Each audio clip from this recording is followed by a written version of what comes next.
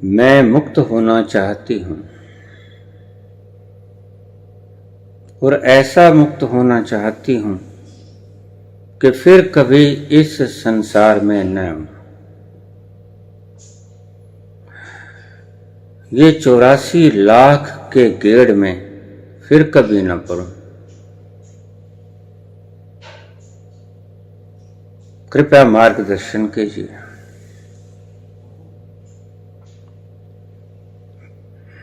मैं मुक्ति चाहती हूँ।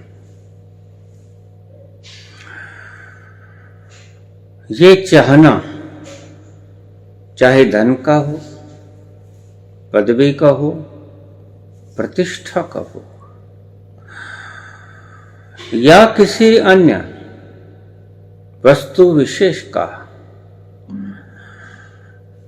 चाह ही बंधन का कारण है। चाह गई चिंता मिटी, मनुआ बेपरवाह। चाह गई चिंता मिटी, मनुआ बेपरवाह। जिनको कछु ना चाहिए सो ही शहंशाह।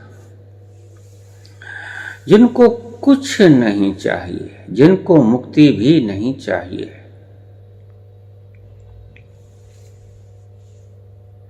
चाह गई, चाह मात्र, डिजायर, इच्छा।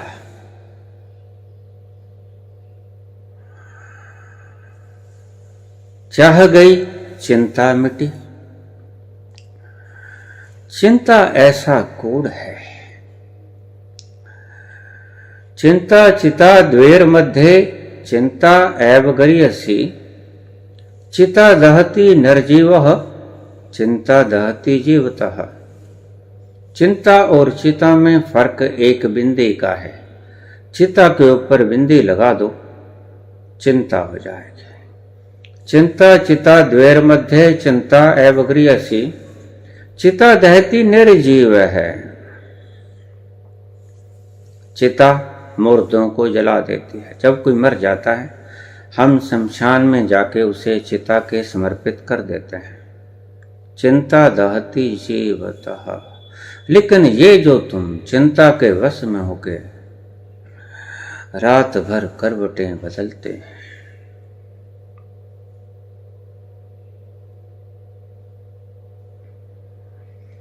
रात भर करवटों का बदलना चिंता के कारण, कहीं ऐसा ना हो जाए, कहीं ऐसा ना हो जाए। चिता दहती निर्जीवः, चिंता दहती जीवतः।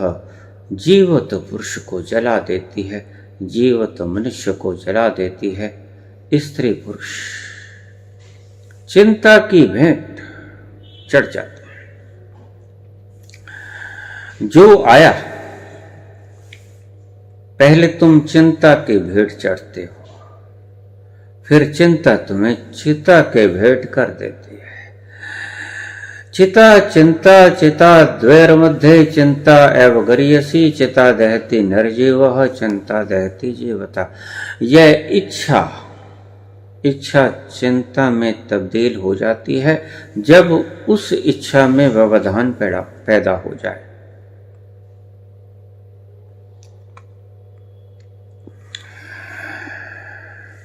इसका कारण कौन? चिंता का कारण क्या है? हमें मूलभूत तत्व खोजना होगा। हमें गहरे में उतरना होगा। इन शास्त्रों के वाक्यों से बात न बनेगी। शास्त्र लिखने वाले चले गए। अब हमें जरूरत पड़ेगी इसकी खोज करने की कि चिंता का कारण क्या है। चिंता का मूलभूत कारण है चिंतन। जब तुम बार बार तुम्हारा मन विषयों को बार बार याद करता है। विषय यानी सब्जेक्ट। कार चाहिए, बड़ी कार चाहिए, मकान चाहिए, बड़ा बंगला चाहिए, नौकर चाकर चाहिए, फिर जनता ही नौकर चाकर हो जाए। मर्ज बढ़ता ही गया ज्यों ज्यों दवा की। तुम इस मन का इलाज करते हो।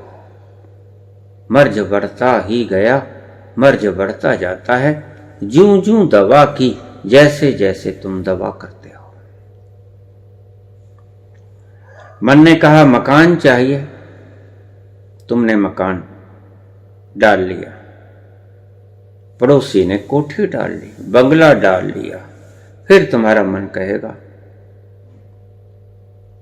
बंगला चाहिए। मन कहेगा वाहन चाहिए, तुम छोटी कार ले आए। पड़ोसी रोल्स रॉयस ले आया, तुम्हारा मन कहेगा मुझे भी चाहिए। रोल्स रॉयस से कम न चलेगा। ये मन मांगे मोर और दर्द बढ़ता ही गया ज्यों ज्यों दवा की। इस मन को तुम दवाई देकर ठीक करना चाहते हो। यह मन ला इलाज बीमारी है।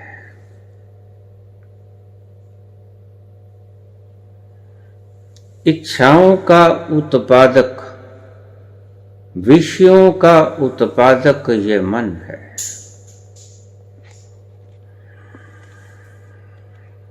विषयों का बार बार स्मरण, ध्यान जब होता है तो तुम उसे पाने की चेष्टा करते हो। जब पाने का प्रयास करते हो तो तुम्हें वो चीज मिल जाती है। जब वो चीज मिल जाती है तो मामला यही नहीं थमता। ये मन मांगे और मन और मांगता है। क्योंकि तुम्हारे शहर में, तुम्हारे पड़ोस में, तुम्हारी बगल में, तुम्हारे सामने किसी ने बड़ा बंगला डाल लिया है।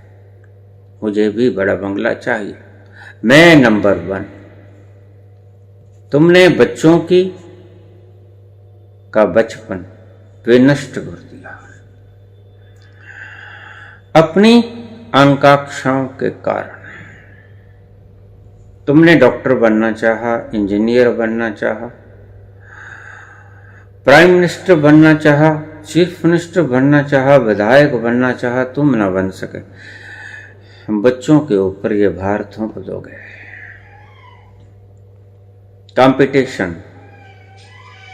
कंपटीशन बच्चों का प्राण हर लेगा। तुमने कोमल कोमल नन्हे नन्हे पत्तों से युक्त पौधों के ऊपर वासनाओं का भार पटक दिया। वासनाओं से भरा हुआ बट्ठल पटक दिया। जब उसको धूप ना मिलेगी, जब उसको वायु ना मिलेगी, जब उसको पानी ना मिलेगा, मुरझा जाएगा और वो खिल ना पाएगा।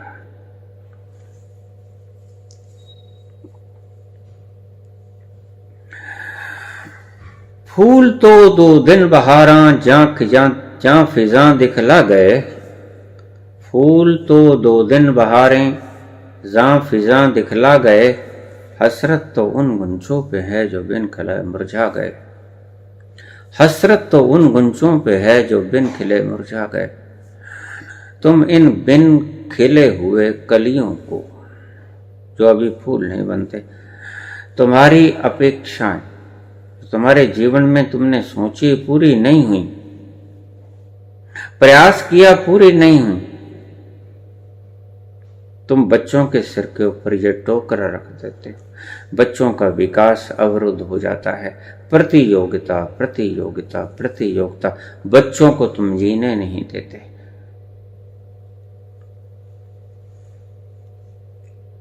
बच्चों का स्टीयरिंग तुम्हारे हाथ में रहता है, जब जहां जैसे चाहे मोड़ लेते हो।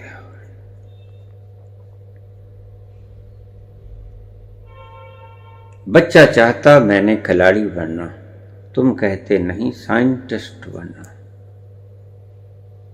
बच्चा कहता मैंने आम नौकरी करनी, तुम कहते नहीं विधायक की नौकरी करनी। तुमने आम नौकरी के बजाय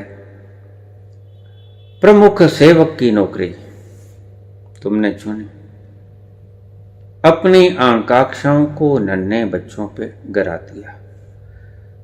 इसलिए तो आज के बच्चों पर तुम इतनी कुमलाहट देख रहे हो। बच्चों को जन्म देके जीने नहीं देते, यद्यपि अपनी अकड़ में गर्दन उठाए फिर रहे हो कि हमने बच्चों को ये किया वो किया, ये किया वो किया।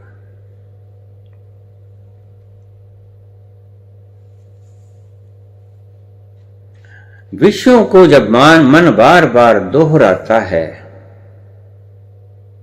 विषयों को जब बार बार मन चिंतन करता है, तो उन विषयों को प्राप्त करने का मन यत्न करता है। और तुम यत्न करके उन चीजों को पा भी लेते हो। यहां बस हो जाए तो काफी है।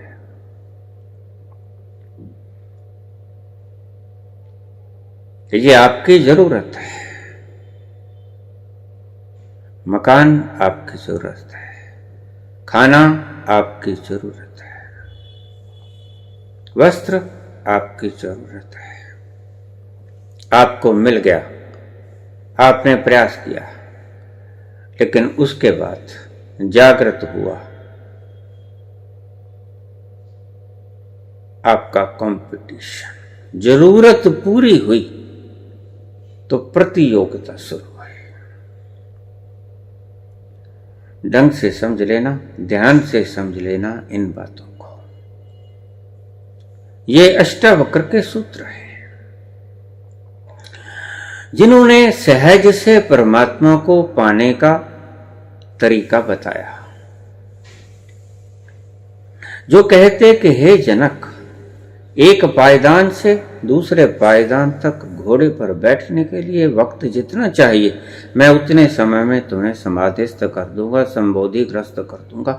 हे जनक, मेरी बातों को ध्यान से सुन, श्रोता बन जा, सम्यक श्रोता बन जा। सम्यक श्रवण से तू पार हो जाएगा, तू मुक्त हो जाएगा। हे जनक, तू विदेह हो जाएगा। आमतौर से हम जनक को माता सीता के पिता की तरह ही जानते हैं, लेकिन शायद आपको पता नहीं कि जनक एक नहीं हुए। जनकों की एक धारा श्रृंखला हुई, और उस श्रृंखला के अंतर्गत जैसे जैनियों के 24 तीर्थंकर हुए और हिंदुओं ने 10 अवतार, ऐसे ही जनकों की परंपरा में 19 जनक हुए। वही जनक पूछते हैं और अष्टावक्र जवाब देते हैं कि हे जनक, विषयों का बार बार ध्यान करने से उसका संग होता है। विषयों के संग हो जाते हो तुम। बहुत से लोग मुझे पूछते हैं, बाबा जब विषय उठते हैं, कामना उठती है, हम उसे रोकने की बड़ी चेष्टा करते हैं, लेकिन भीषण बांध को तोड़ देती है। वो गलत है आपकी बात। आप मन को शक्ति देते हैं, आप बांध को शक्ति ही नहीं देते। बांध को शक्ति देते तो अपनी शक्ति खींच लेते, बस वही बांध है। अपनी शक्ति को, इंद्रियों को, मन को शक्ति न दो, इससे बड़ा बंधन और क्या हो सकता है विषयों के लिए। हे जनक, विषयों का बार बार ध्यान करने में उसका संग होता है। संग से कामना उठती है और कामना को पूरी करने के लिए प्रयास करना होता है। और जब तुम प्रयास करते हो उससे तुम्हें उस लक्ष्य की प्राप्ति हो जाती है। लेकिन और की इच्छा अर्थात लोभ, जब प्रयत्न विफल होता है तो क्रोध आता है। इसने ये कर दिया, इसने ये कर दिया, इसने ये कर दिया। दूसरे के ऊपर उंगली उठती है कि इसने मेरा प्रयास विफल कर दिया। सारी धरती पे आज यही कुछ हो रहा है। तुम्हारी इच्छाओं को पूर्ण करने में जो व्यक्ति बाधा बनता है, तुम उस पर क्रोध करते हो। विषयों की कामना पूरी होने पर जब तुम्हारी जरूरतें पूरी हो जाती हैं तो वासना उठती है जोड़ने की। जोड़ने के भीतर जो व्यक्ति बाधा पहुंचाता है वह व्यक्ति तुम्हारे क्रोध का, कोप का भाजन बनता है। तुम उस पर क्रोध करते हो, तुम उसको दोषी ठहराते हो कि इसने मेरा काम नहीं बनने दिया। सारी उम्र कुपित रहते हो उससे। अपनी वासना को नहीं देखते कि हम अपनी वासना के कारण दुखी हैं। जब ईश्वर ने या तुम्हारे प्रयास ने तुम्हारी जरूरतों को पूरी कर दिया तो फिर लोभ, और लोभ का तो कोई अंत नहीं।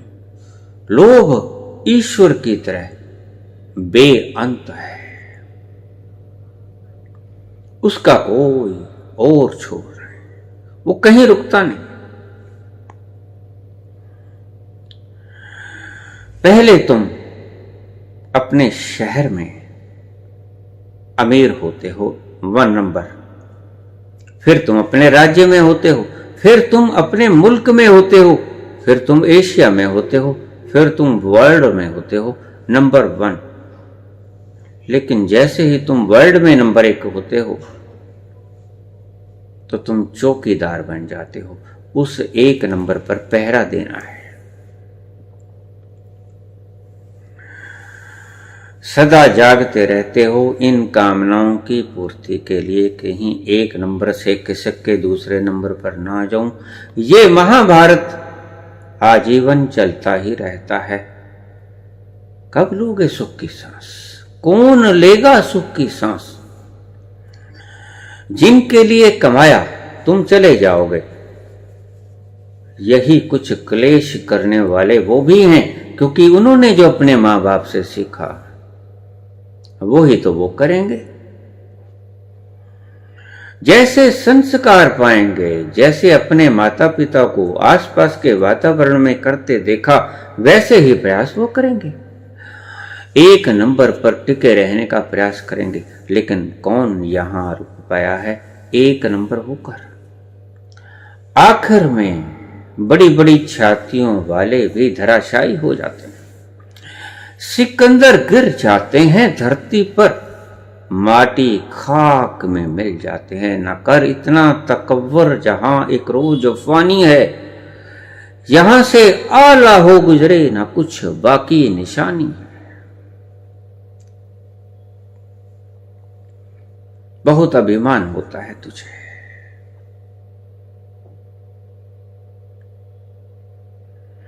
लोगों की दी हुई शक्ति झूठ कफर तूफान से इकट्ठा कर कर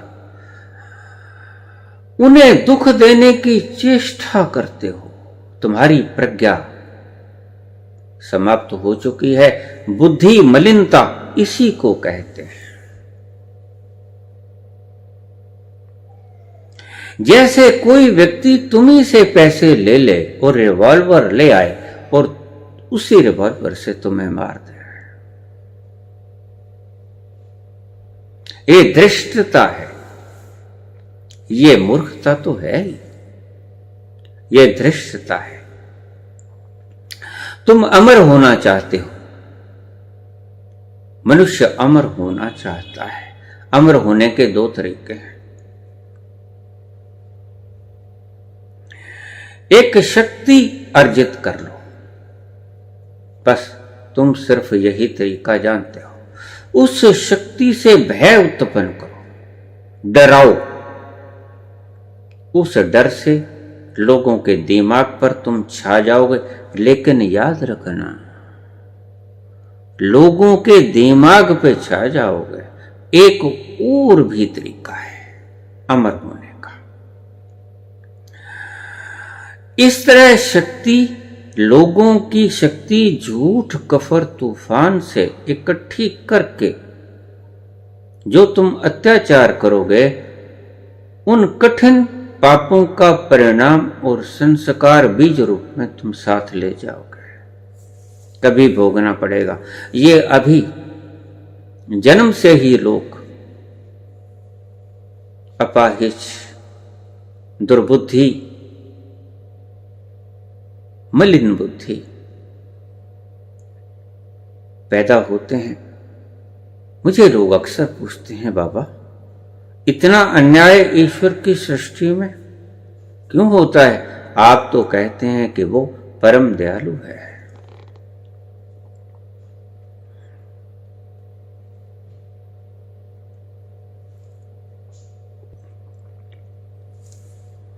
कह दूंगा साफ हशर में पूछेगा गर खुदा,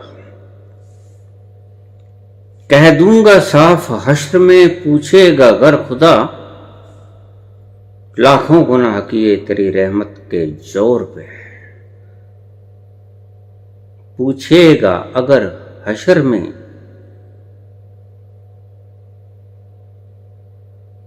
पूछेगा अगर खुदा, लाखों गुनाह किए तेरी रहमत के जोर पे। उसकी रहमत तो विशाल है, इसमें तो कोई संदेह नहीं। लेकिन अगर बाप के पास जायदाद ज्यादा हो तो गुनाह करने के लिए नहीं होते। ध्यान रखना इस बात का। वो रहमो रहीम है, उसकी रहमत ज्यादा है। तुम्हारे गुनाह कम हैं, निश्चित ही तुम्हारे गुनाह तुम कभी भी इतने ना कर पाओगे कि उसकी रहमत से बढ़ जाएं। लेकिन बाप की जायदाद इसलिए नहीं होती कि आप गुनाह करें।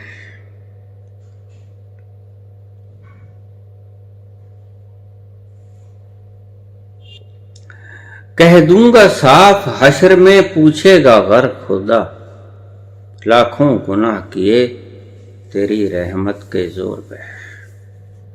ये कोई बात ना है। ये तो एक दिन धरती, ये प्लेनेट गुनाह का घर बन जाएगा, सिर्फ अगर इस इबारत को सही मान लिया जाए।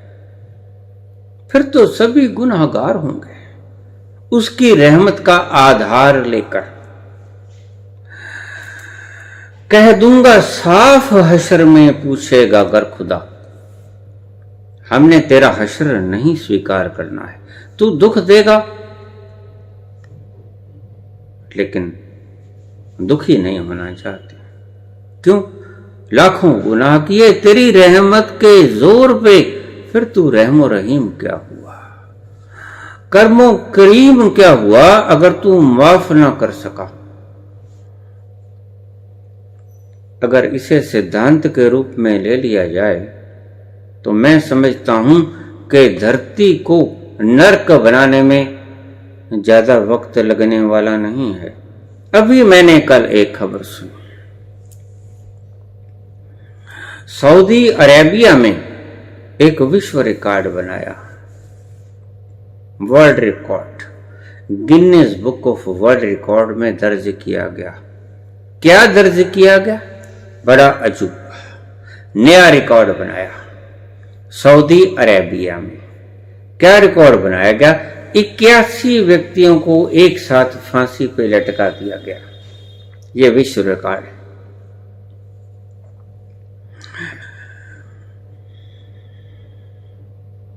कह दूंगा साफ हश्र में पूछेगा वर खुदा, लाखों गुनाह किए तेरी रहमत के जोर पे। अगर ऐसा हुआ मनुष्य तत्व तो ऐसा ही हसर होने को है। गलती क्या थी मैं प्रसंग नहीं जानता, लेकिन विश्व रिकॉर्ड बन गया। जिसने किया वो खुदा से कह देगा कि तेरी रहमत के जोर पे जे जुल्म किया। कितने जालिम आए इस धरती पे, तेरे जैसे लाखों आए, लाखों इस माटी ने खाए। रहा ना नामो निशान रे बंदे, मत कर तुम अभिमान रे बंदे।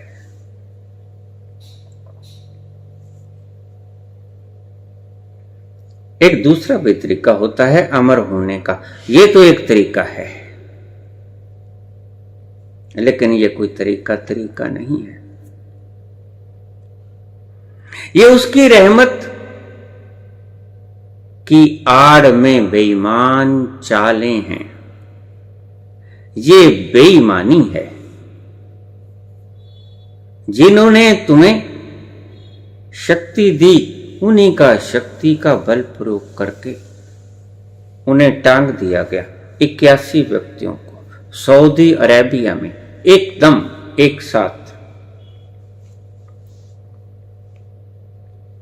बहुत हुए, मार दिए गए, फांसी चढ़ा के मार दिए, कि कोलू में पिसा के मार दिए, कि सिर धड़ से अलग कर दिया, कि नीम में चना के मार दिए गए। छोटे छोटे मासूम बच्चे 5-7 साल की उम्र के, कोई फर्क नहीं पड़ता, मार दिए गए।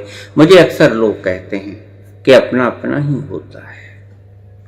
मार भी देता है तो धूप में नहीं गिराता, वृक्ष की छांव तले गिराया करता है। तो मैं कहता हूं कि अपना वो नहीं होता। जो अगर मारता है तो वृक्ष की छांव तले लाश को रख देता है। फिर तो चाहे धूप में रखो और आखिर में तुम अग्नि में ही भेंट कर देते हो, कोई फर्क नहीं पड़ता। मुर्दे को धूप में रखा हो या अग्नि में रखा हो, क्या फर्क पड़ता है? समझाओगे? कोई फर्क नहीं पड़ता। अपना वो होता है जो मारे ही ना, जो जलाने की कोशिश करे। और ईश्वर ने तुम्हें जलाने के लिए पर्याप्त इंतजामात किए हैं। सभी कुछ दिया है तुम्हें जीवन जीने के लिए, लेकिन तुम जीवन जीना तो चाहते हो और जीवन से अलग तुम ही जीना चाहते हो, दूसरों का हक छीन कर। ऐसे तुम अमर ना हो पाओगे। लेकिन एक तो अमर होने का यह तरीका है जो तुम अक्सर अपनाते हो। लोगों से भीख मांगकर बल ले लो, उनके हाथ काट लो, वो टुंडे हो जाएंगे, उनके भीतर कोई बल ना रहेगा। टुंडा आदमी कोई काम नहीं कर सकता, क्या काम करेगा जब हाथ ही नहीं है, काट के तुम्हें दे दिए। फिर तुम उसी बल को जो लोगों से लिया था उन्हीं के ऊपर धृष्टता से प्रयोग करो। ना ये करुणा है, ना ये न्याय है, ना ये तरीका है जीवन को जीने का और अमर होने का। तुम अगर अमर हो जाओगे तो बिल्कुल इस तरह अमर हो जाओगे जैसे नाम लिया जाता है उन दुष्टों का जिसने गुरु तेग बहादुर, औरंगजेब, जिसने गुरु तेग बहादुर और फिर उसके बाद 4 साहिबजादे, उसके बाद गुरु गोविंद सिंह, पूरा परिवार खत्म हो गया, बलि दे गया और माता इस दहशत में मर गई। ऐसे अमर हो पाओगे तुम? अमर हो पाओगे, लेकिन दुष्टता के कारण अमर हो पाओगे?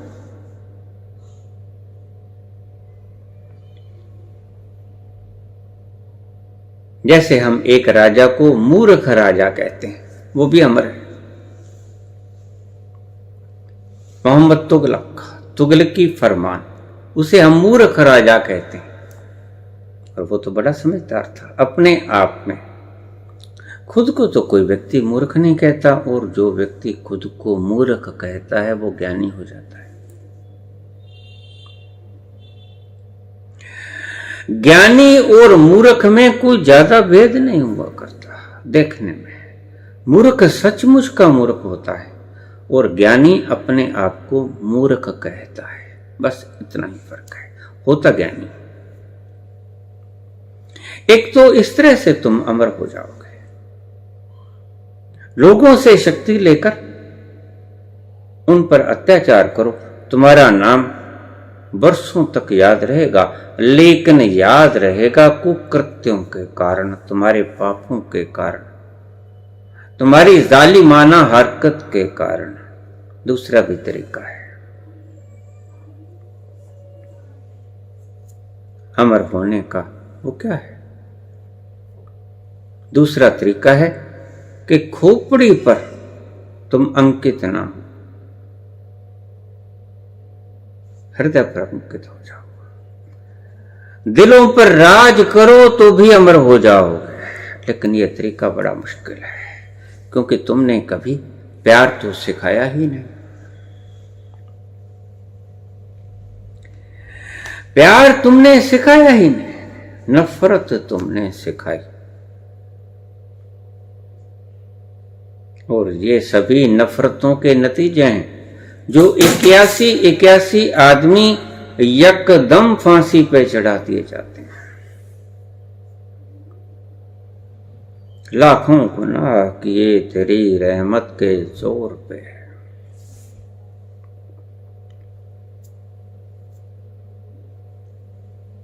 एक प्रश्न बीच में थोड़ा सा और निपटा चलूं, छोटा सा प्रश्न है। जब जज किसी को हुक्म फांसी का सुनाता है तो क्या वो गुनाहगार होता है?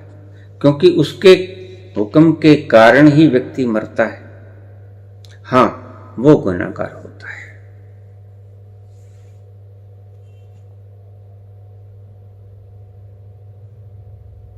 आप चौंको। गुनहगार इसलिए होता है क्योंकि उसने फैसला दिया सिर्फ गवाही के बल पर। उसने मुख्य फैसला दिया विटनेस कर आधार पर, और विटनेस खरीदी जा सकती है जुदास की तरह।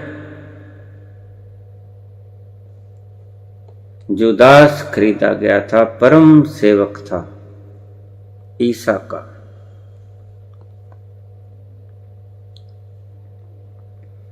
खुद की आंखों से उसने नहीं देखा, गवाहों ने बोला, वो सबूत की तरह लिख दिया और न्याय कर दिया।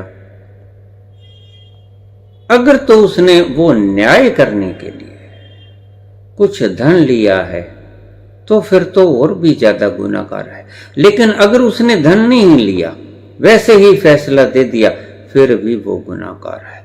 फांसी का हुक्म लिखने वाला जज गुनाहगार है। तुम सभी चौंकोगे। ये अजीब बात कह दी, लेकिन सही बात कह दी। जो तुमने अपनी आंखों से नहीं देखा, उसके बारे में तुम स्पष्ट फैसला कैसे दे सकते हो? दूसरों के कहने पर, जो दूसरों ने देखा उसके कहने पर तुमने गवाहों के बयानात दर्ज किए, कलमबद्ध किए और उनके आधार पर उन्हें सजाए मौत देती गई। लेकिन सदा ही ऐसे केसों में सजाए मौत कहां मिलती है? बहुत से व्यक्ति बच जाते हैं। न्यायिक प्रणाली स्वयं से कोई एक्शन नहीं करती, कोई संज्ञान नहीं लेती। हमारे ही मुल्क में ऐसे केसों में छोटी छोटी लड़कियों को रेप के द्वारा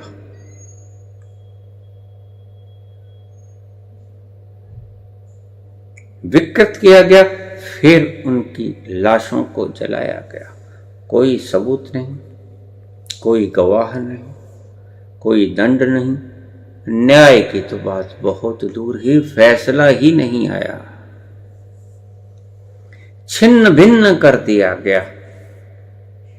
एक तो इस तरह से आप अमर हो जाओगे अपने कुकृत्यों के कारण। हम कहेंगे फला व्यक्ति ने बड़े कुकृत्य किया है, और ऐसे व्यक्तियों को अकल नहीं आती स्वयं से, ये बात समझ लेना। कीमती बातें हैं, संसार में रहना है, पता किसी का नहीं कौन कब चला जाए, लेकिन बातें याद रह जाएंगी। अपराधी व्यक्ति को, दुष्ट व्यक्ति को जब तक उसकी दुष्टता का एहसास न करा दिया जाए, उसे याद नहीं आता कि मैंने क्या दुष्टता की थी। वो दुष्टता करता जाएगा और देखिए सीढ़ियां चढ़ता जाएगा, यानी दुष्टता का पैमाना, मेजरमेंट बढ़ता जाएगा औरंगजेब की तरह। लेकिन जैसे ही कोई व्यक्ति उसे याद कराता है, गुरु गोविंद सिंह ने जफरनामा भेजा औरंगजेब के नाम पे, औरंगजेब के नाम पे जफरनामा भेजा, आप वो पढ़िए। उसमें उसके काले कारनामों का जिक्र था। उसको याद कराया गया कि तुमने क्या किया।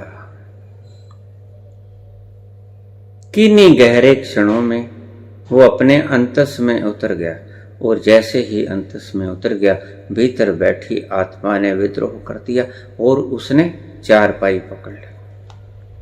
चारपाई क्या पकड़ी, मर ही गया। जब तक ऐसे व्यक्ति को, जालिम को, उसकी जालिमाना हरकत का बताया ना जाए, तब तक उसे याद नहीं आता, वो जुल्म करता ही रहेगा।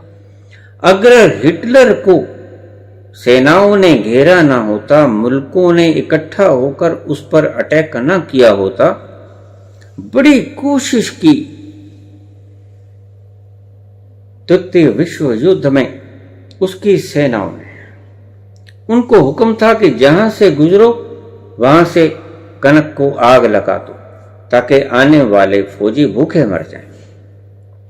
ऐसा ही किया गया, लेकिन उनकी दाल ना गली।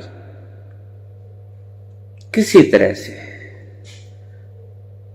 दूसरी दिशा के, दूसरे धड़े के लोग बंकर तक पहुंच गए हिटलर के, और हिटलर ने जब देखा कि बस अब नहीं, तो उसने अपनी प्रेमिका के गोली मार दी और खुद भी गोली मारकर मर गया।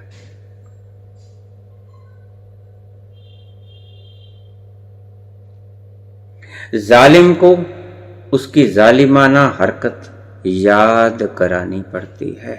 जब तक तुम याद ना कराओगे, अगर हिटलर को याद ना कराया जाता, उस पर अटैक ना किया जाता, उसको याद ना कराया जाता कि मरना तुमने भी एक दिन है, ये अत्याचार काहे को। 2.5 करोड़ व्यक्ति उसने गैस चैम्बरों में मार दिए। धुआं निकलता था जब वो गैस चैम्बरों को ऑन करता था। इकट्ठे सामूहिक रूप से 5-5 हजार व्यक्तियों को एक चैम्बर में इकट्ठे करके गाय बछड़ों की तरह भून दिया जाता था। ऐसे ऐसे गुनाहगार हुए हैं जो उसकी रहमत पर गुनाह करते हैं, लाखों गुनाह किए तेरी रहमत के जोर पे। कह दूंगा साफ हशर में, पूछेगा गर खुदा। भगवान से भी हिसाब देने का इनको पता है, हिसाब कि कैसे हिसाब देना है। लाखों गुनाह किए हमने तेरी रहमत के जोर पे, तू रहमो रहीम है, माफ कर सकता है, कर दे माफ। लेकिन ऐसा होता नहीं, ऐसा नहीं होता। वो सृष्टि करता जिसका तुम एक कण कभी ना बना पाओगे, ना बना पाए हो, ना बना पाओगे। उसके विधान को तुम चेंज नहीं कर सकते, बेईमानी भी नहीं कर सकते, चालाकी भी नहीं कर सकते। तुम्हारी चालाकी धरी के धैर्य रह जाएगी। सहस सियाणपा लख होए तो एक न चले नाल। सहस सियाणपा लख होए, तुम लाखों सियाण अपने दिमाग की प्रयोग कर लो, हजार लाख तरकीबें सोच लो। सहस सियाणपा लख होए एक ना चले नाल। तुम्हारे साथ तुम्हारे काम एक ना आएगी। अगर तुम्हें कोई ना मार पाएगा तो ईश्वर की मृत्यु तो तुम्हें मार ही देगी। उससे तो कभी कोई नहीं बच पाया। चाहे तुम हजार दीवारों के भीतर अपना महल बनाकर छुप कर रह जाओ। बंकर बनाया था हिटलर ने, और बंकर पर अटैक करने के प्रयास से पहले वो खुद ही मर गया। उसे पता था बेदर्दी से मारेंगे, बेरहमी से मारेंगे, जैसे मैंने बेरहमी की। याद आए उसे सब पिछले पिछले सारे कर्म अपने याद आए। अगर दुष्ट को उसकी दुष्टता का आभास न करा दिया जाए तो वो और ज्यादा दुष्टता करेगा। इस बात को याद रखिएगा। दुष्ट की दुष्टता का एहसास कराया गुरु गोविंद सिंह ने, और ऐसा एहसास कराया कि मुस्लिम साम्राज्य का पतन हो गया। उसके बाद जन्मे तो कवि सम्राट बहादुर शाह जफर। ना किसी की आंख का नूर हूं, ना किसी के दिल का करार हूं, जो किसी के काम ना आ सके। कवि सम्राट।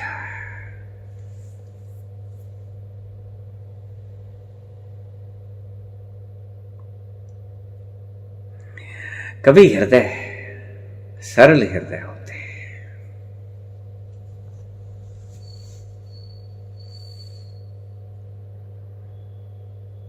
जो किसी के काम न आ सके, मैं वो एक मुझते दयार हूं। किसी के काम नहीं मैं आ सकता, और आखिर में उसके बच्चों की उसको काला पानी की सजा हो गई। भेज दिया गया। उसके दोनों बेटों का सिर काटकर अंग्रेजों ने उसके पास भेजा कि ये देखो,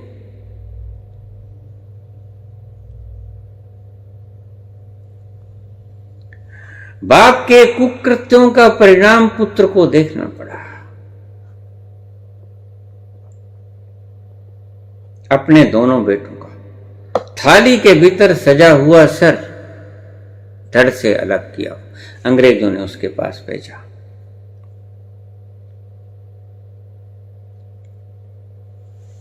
और मुगल साम्राज्य का अंत हुआ।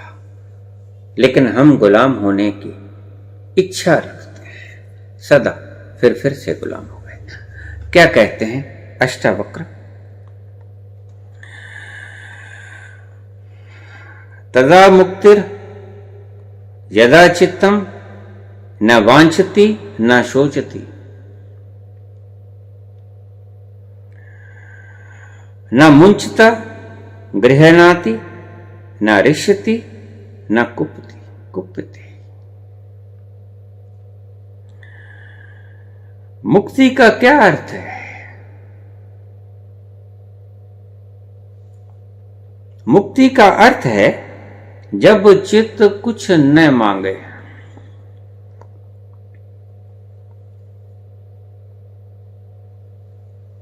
मुक्ति का अर्थ है जब चित्त कुछ न मांगे। इन शब्दों को बड़े बहुमूल्य शब्द हैं, इनको एक एक करके ध्यान से सुनिएगा। मुक्ति का अर्थ है जब चित्त कुछ न मांगे, किसी चीज की चिंता न करे, रातें न जागे किसी प्रयास के विफल होने पे, न कुछ पकड़े क्लिंग न करे, न कुछ छोड़े, फिक्र छोड़ दे, क्लिंग करने की फिक्र छोड़ दे, न कुछ पकड़े न कुछ छोड़े, न प्रसन्न हो न क्रोधित हो। फिर सुनिए, मुक्ति का अर्थ है जब चित्त कुछ न मांगे, किसी की चिंता न करे, न कुछ पकड़े न कुछ छोड़े, न प्रसन्न हो न क्रोधित हो। तुम क्रोधित कब होते हो? जब तुम्हारी इच्छाएं हद से बढ़ जाती हैं और दूसरा कोई उन प्रयासों को विफल करने का प्रयास करता है तो तुम्हें क्रोध आता है।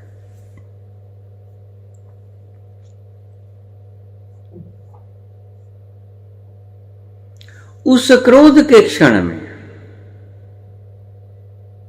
तुम स्वयं को ही दंडित करते हो। शेक्सपियर ने कहा था, विलियम शेक्सपियर ने, तुम स्वयं को उस बात के लिए, उस अपराध के लिए दंडित करते हो जो अपराध तुमने किया ही नहीं होता। क्रोध करके तुम स्वयं को उस अपराध से दंडित करते हो जो अपराध तुमने किया ही नहीं होता। क्रोध ऐसा ही है। जब तुम्हारी वासनाओं को पूरी करने में कोई व्यक्ति मदद नहीं करता, वरन बाधा डालता है, तुम्हें क्रोध आता है। विषय को पाने के लिए तुम प्रयास करते हो, पा लेते हो, ठीक है, जरूरत पूरी होनी चाहिए। उसके बाद विषयों का कोई अंत नहीं, मन और मांगता है। तुम उस और को जुटाने के चक्कर में और बनाना शुरू कर देते हो। वो चाहे पाप के जरिए ही हो, पाप के ही जरिए होता है। पापा बाज न होवे कट्ठी, मोया संग न जावे, बाबा नानक ने कहा। मृत्यु के साथ नहीं जाता, लेकिन हम ऐसे हैं, कितने ही संत आए चले गए, कितना बोले, आप चिकने घड़े की तरह उन्हें सुनते रहे। जो पानी बरसा उनके ज्ञान का, चिकने घड़े की तरह मुख आपने उल्टा कर लिया उस घड़े का, और वो पानी ऊपर से गुजरता गया। घड़े की तेलीय संरचना ना बदली, कितने आए चले गए। और अगर संत को सुनना हो तो घड़े का मुख सीधा करना होगा, बस इतना काफी। उल्टा करके मत रख देना, मुख उसका उल्टा मत कर देना। अपना मुख संत के सामने रखना, पीठ मत कर लेना। अगर आप पीठ करोगे सूरज की तरफ तो ध्यान रखना, सूरज भी आपकी तरफ पीठ कर लेगा, दूसरे अर्थों में, क्योंकि आपने पीठ कर ली। आप दोष दोगे कि पीठ सूरज ने की मेरी तरफ, जबकि सूरज कभी पीठ नहीं करता। पीठ सदा तुम करते हो। कौन कौन नहीं आया तुम्हें समझाने?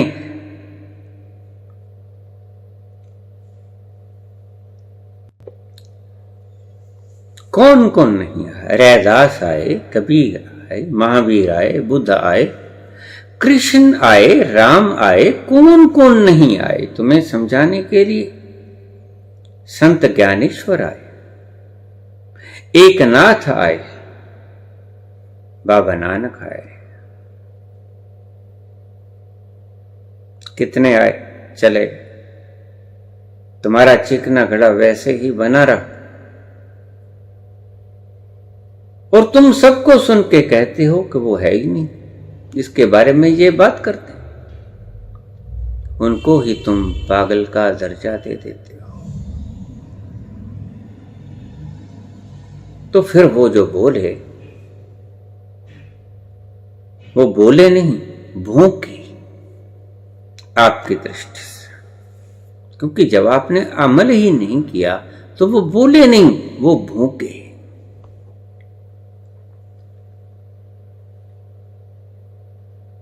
और अगर आपने अमल किया तो उन लोगों पे अमल किया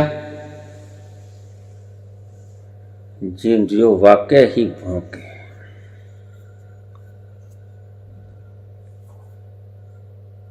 आपने उन लोगों पे अमल किया, आपने यकीन किया उन लोगों पे जो संतत्व को प्राप्त ही नहीं हुए थे, जो अभी खुद ही अज्ञानी थे। ज्ञानी बोले, आपने नहीं सुना, इसलिए तो आप यहां बैठे हो। आज मुक्त होना चाहते हो, यह भी एक इच्छा है।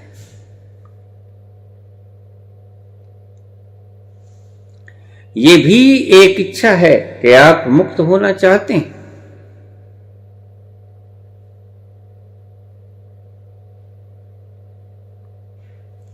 लेकिन अष्टावक्र कहते हैं कि मुक्त होने की इच्छा भी इस चित्त की इच्छा ही है। चाह गई चिंता मिटे, सीधा सा फार्मूला, इच्छा ही मत करो। इच्छाएं बहुत हैं तो रुलाई है, इच्छाएं कम हैं शहनशाही है, इच्छाएं बिल्कुल नहीं तो खुदाई है।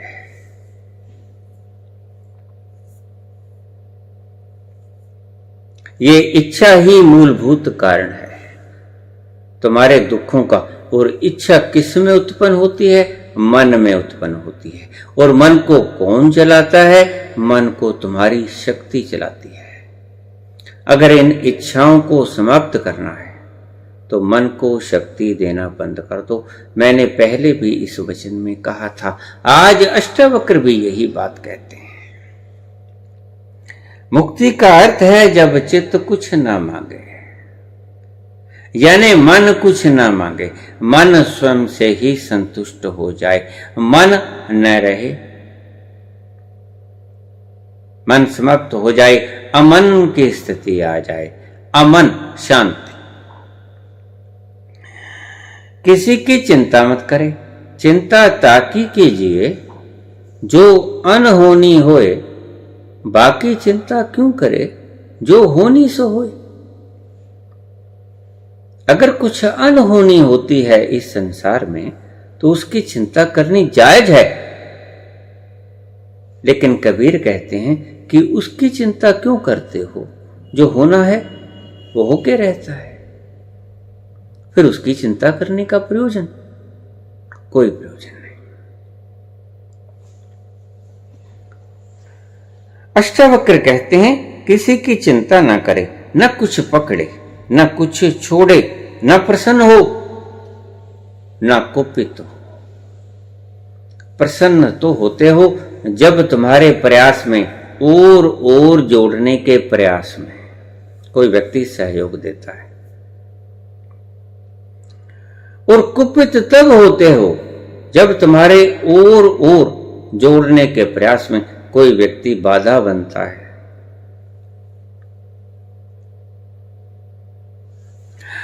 न खुश हो, न कुपित हो, न कुछ छोड़े, न कुछ पकड़े। तुम्हें कुछ फॉर्मुलेशन धन कमाने के लिए पकड़ने की आवश्यकता नहीं, अगर तुम्हारे भीतर कुछ इच्छा नहीं। तुमने जरूरत के मुताबिक इकट्ठा कर लिया, जरूरत के मुताबिक तुमने साधन खोज लिए, बस बात यहीं खत्म हो जानी चाहिए अष्टावक्र के हिसाब से। अष्टावक्र कहते हैं कि तुम इतना तो करो, इतना तो करो, स्वयं की जरूरत के मुताबिक तो तुम आयोजन करो, लेकिन जोड़ने के लिए आयोजन मत करो। फर्जों को निभाओ, लालसाओं को ना निभाओ, लालसाओं को पूरा ना करो। मैंने कहा कि अमर होने के दो तरीके हैं, एक हिटलराना अंदाज में, चंगेज खान के अंदाज में, औरंगजेबाना अंदाज में, तुगलकी फरमान में। लेकिन आज ये याद हैं दुष्टता के कारण अमर हैं। आज दुष्ट शब्द लगता है। गांधी ने किसी का कत्ल नहीं किया। अमर तो आज गुड़ से भी है। आप कहते हो अमर रहे, लेकिन हत्यारा, हत्यारा साथ में लग जाता है। नाथूराम गोडसे हत्यारा महात्मा गांधी का। महात्मा गांधी ने कत्ल नहीं किया, महात्मा गांधी ने मारा नहीं। गलती हुई होगी, महापुरुषों से महान गलतियां होती हैं। तुम कूद जाते, स्वतंत्रता संग्राम में तुमने आजाद कर दिया होता। 1000 वर्ष में कोई एक सूरमा खड़ा नहीं हुआ जिसने भारत को आजाद करने के लिए संकल्प लिया। कहां थे तुम? क्या कर रहे थे? 1000 वर्ष में सन 57 का विद्रोह हुआ भारत को आजाद करने के लिए, लेकिन कामयाब नहीं हुआ। आजादी ले दी, अकेले गांधी ने नहीं ली। अगर कोई व्यक्ति राजनीतिवश ये कहे कि गांधी ने आजादी ले ली, मुश्किल है। जोश भी काम आया, जोश ज्यादा काम आया, होश भी काम आया, उतना ही होश भी काम आया। किसी चीज का दुष्परिणाम निकलेगा या शुभ परिणाम निकलेगा, इतना किसी को पता नहीं होता। लेकिन उसने, जितने भी व्यक्ति थे, उन्होंने प्रयास किया स्वतंत्रता के लिए। भगत सिंह को मालूम नहीं था, जिस मरने से जग डरे मेरे मन आनंद, उसने फांसी का रस्सा चूम के गले में डाल लिया। हंसता हंसता फांसी पर चढ़ा गया। उसकी इच्छा क्या थी? उसकी इच्छा यही थी कि मेरा देश इस खूंखार तानाशाह से, अंग्रेज नामक खूंखार तानाशाह से मुक्त हो जाए।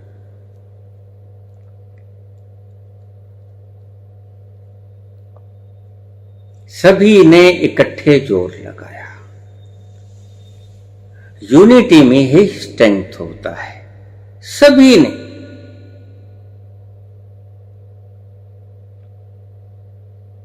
भगवान राम के जीवन की ये कहानी सुना के मैं अपने इस प्रवचन को समाप्त करूंगा।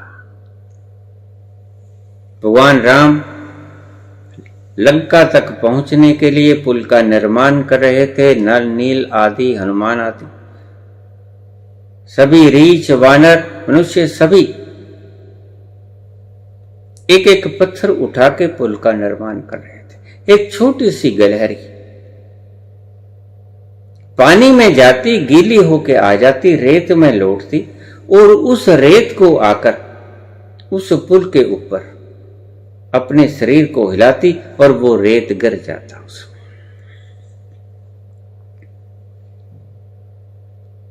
पूछा उस गिलहरी से कि जब इतने बड़े बड़े योद्धा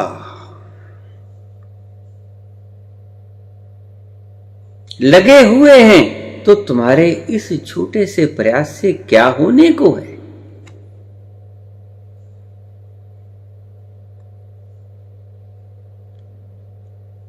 तो गिलहरी ने जो जवाब दिया कहते भगवान राम का काम है, कितना मेरा माजना है, जितना मेरा जीवन है, जितने मेरे बल है, मैं उतना कर सकती हूं, उतना करूंगी। मेरा इतना ही माजना है। गिलहरी भी रावण को जीतने का कारण बनी।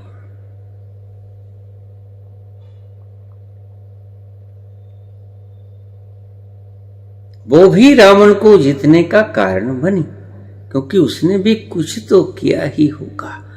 इस तरह स्वतंत्रता संग्राम में किसने नहीं किया? सभी ने किया।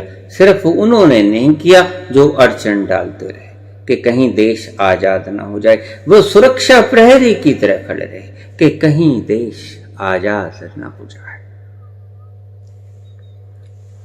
वो तुम भली भांति जानते हो, तुम देख सकते हो, इतिहास पढ़ सकते हो। इतिहास छुपाए से ना छुपेगा, सत्य सात पर्दे फाड़ कर बाहर आ जाया करता है। एक बार छुपा लोगे लेकिन फिर वो उघड़ कर आगे आएगा। 1000 साल हम गुलामी के कांटे, हमने कभी इतनी यूनिटी पैदा नहीं की।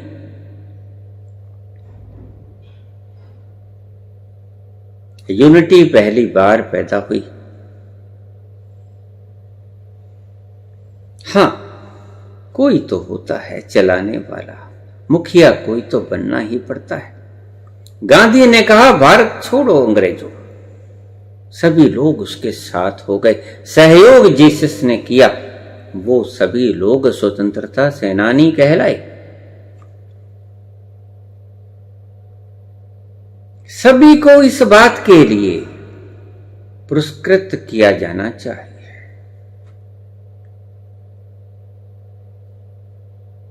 सभी का योगदान था। नल नील का भी था, हनुमान जी का भी था, सुग्रीव का भी था और उस गिलहरी का भी था।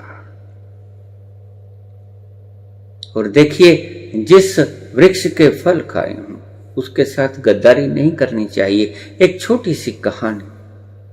वृक्ष को आग लगे। बहुत बड़ा वट वृक्ष था, सैकड़ों साल पुराना, और बहुत से पंछी उसके भीतर घोंसले डाल के रहते थे, अपने बच्चे पालते थे वहां। सुबह जाते, चोगा दाना लेके आते, उन बच्चों को खिलाते। वर्षों बीत गए। एक दिन उस वृक्ष को आग लग गई।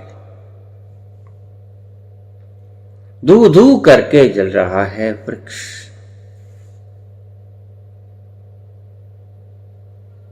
मेरी बात को सिंबॉलिक रिप्रेजेंटेशन की तरह ही लेना।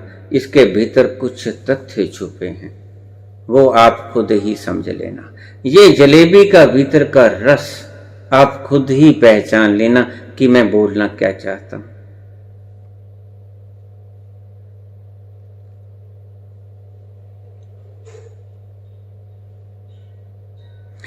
अष्टावक्र के शब्दों के साथ साथ वो जिसको समझा रहा है वो राजा है। अगर राजा भी ऐसा होता औरंगजेब जैसा तो अष्टावक्र कभी ना समझाता। अष्टावक्र ने पहले देखा कि इस व्यक्ति का ओरा जो आसपास हमारे होता है वो समझाने के योग्य है, वो रिसेप्टिविटी रखता है, वो समझ पाएगा, भीतर किसी बात को प्रवेश होने देगा।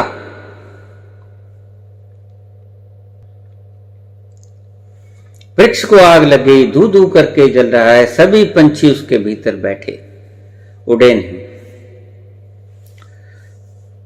अपने अपने घोंसलों में बैठे इंतजार कर रहे हैं मृत्यु का। एक समझदार आदमी वहां से गुजरा, सहस स्याणपा लख होए। ऐसा समझदार व्यक्ति कना चल नार। वो समझदार व्यक्ति भी आ गया समझाने के लिए।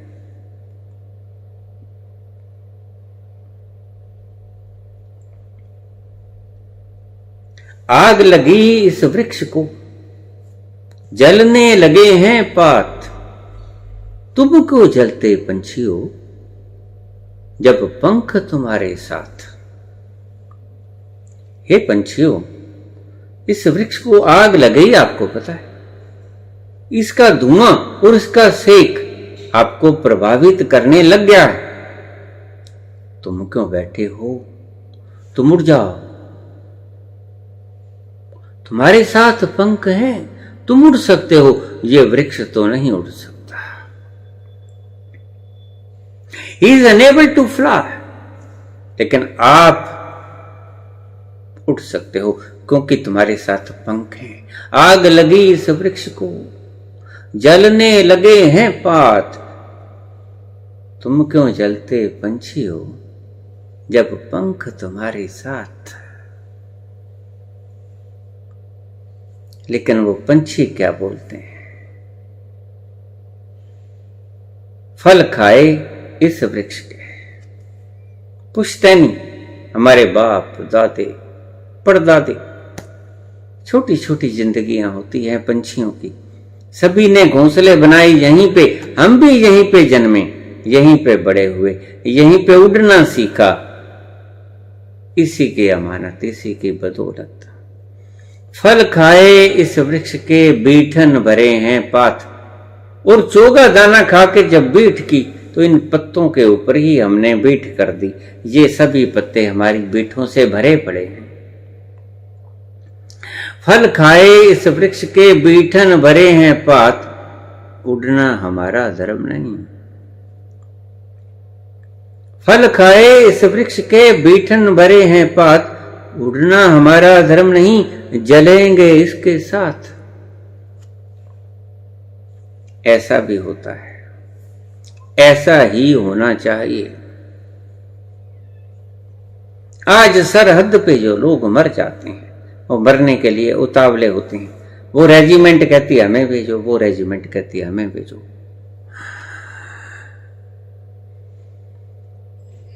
देशभक्ति रोम रोम में भरी हुई है। शहीदी देने को उतावले हैं। ऐसे ही स्वाधीनता संग्राम में एक एक व्यक्ति शहीद होने को आतुर था और सबने शहीदियां दी, सबने योगदान दिया। ये देश आजाद हो गया। किसी आदमी की बदौलत नहीं हुआ, लेकिन कुछ आदमियों ने कोशिश जरूर की कि ये आजाद न हो। उनके नाम तुम सर्च करके देख सकते हो, इतिहास को फरोल सकते हो कि कौन थे वो व्यक्ति जिन्होंने ये देश आजाद न हो इसके लिए प्रयास किया।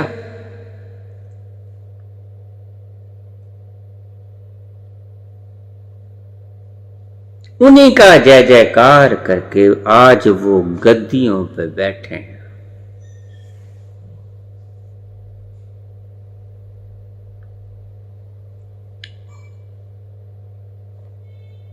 वो कौन है व्यक्ति? और ये मन मांगे मोर, बढ़ते जाएंगे, बढ़ते जाएंगे, बढ़ते जाएंगे। एक दिन तानाशाही फरमान बढ़ते जाएंगे। एक दिन औरंगजेब आ जाएगा और एक दिन सऊदी अरेबिया का 81 व्यक्ति एक बार हैंग किए गए ये फरमान भी आ सकता है।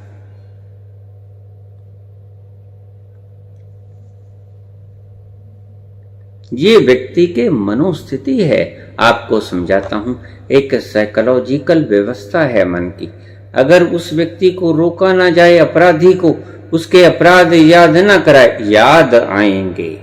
अगर व्यक्ति याद ना कराए तो प्रकृति याद करा देगी। याद तो आएंगे ही, जब भोगेगा तब नहीं पता चलेगा, क्योंकि तब तक घर बदल दिया होगा प्रकृति ने।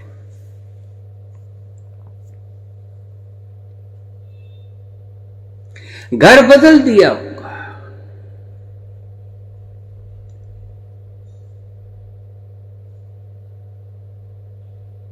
लेकिन प्रकृति हर चीज का उचित मुआवजा और दंड दिया करती है। पुरस्कृत भी उचित किया करती है, दंड भी उचित दिया करती है। फल खाए इस वृक्ष के, बीठन भरे हैं पात। उड़ना हमारा धर्म नहीं। जिसे तुम धर्म कहते हो वो धर्म है ही नहीं। कर्तव्य हमारा है वसुधैव कुटुंबकम, हमारे शास्त्रों में यही लिखा हुआ है, हमें इसे निभाना चाहिए। ये सारी वसुधा, ये पृथ्वी एक कुटुंब की भांति हो, हे ईश्वर ऐसी कृपा कर। और तुम्हें उसमें योगदान देना चाहिए, तुम्हें उसमें सहायता करनी चाहिए कि कैसे ये वसुधा एक कुटुंब की भांति इकट्ठे होकर इस जश्न को मान ले। ये ग्रीनिश प्लेनेट इतना सुंदर प्लेनेट है, हमारी सामाजिक और राजनीतिक व्यवस्थाओं ने इसको विकृत कर दिया है, दूसरा हेल बना दिया है। तुमने हेल को बहुत दूर बनाया है, वहां नहीं है। मैं आपको पहले भी कह चुका हूं, यहां है। रोज तुम भोग रहे हो, रोज तुम भोग रहे हो, वो नरक है। स्वर्ग आएगा तो तुम्हें बता के नहीं आएगा, तुम्हारे हृदय को छुएगा और तुम्हारे भीतर से आवाज आएगी कि हां स्वर्ग आ गया। धन्यवाद।